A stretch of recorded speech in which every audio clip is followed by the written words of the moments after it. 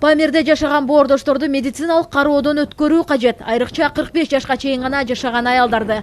Себеби акыркы 3-4 жылда Памирдеги кыргыз аялдар бала жытын эске албай келет. Же төрөгөнү менен балдары чарчап калат. Кызым жан кичигиден эле ошондой аз ооруп эле, анан кийин жаңы ички шишип эле ошондон чарчап кетти. Бир уулум 1 жашар болгондон кийин жаңдай такашып, анан ошол оорудан чарчап кетти.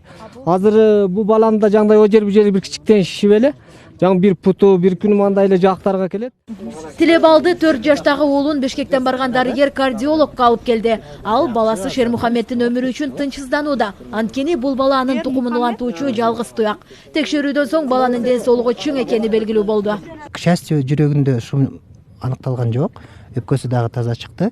Негизги жалыптары мындай денесине бир высыпание чыгып атыптыр да. Скорее всего, мындай бир кандайдыр бир нерселердин чакканы. Бул неме менен ичеби?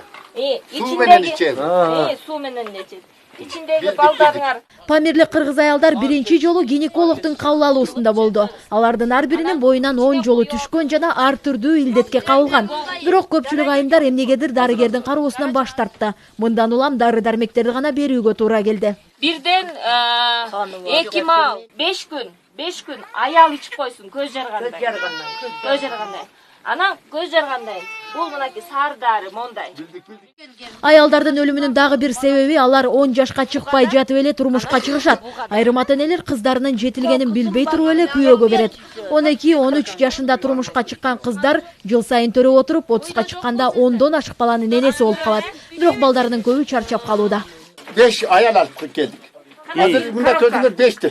Öteki dağı var bir 3-4 ayal. Bulardan sonra karaysınlar da anan kaçasınlar da hiç. Men bir karındaşımı basıp geldim, bir enem basıp geldim.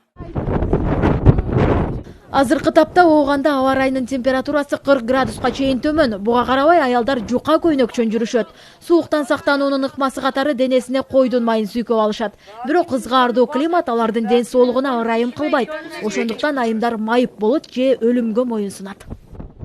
Альбина Сулайманова, Сайкал Султанкулова, Медер Жанбейшев, Коомдук 1 канал.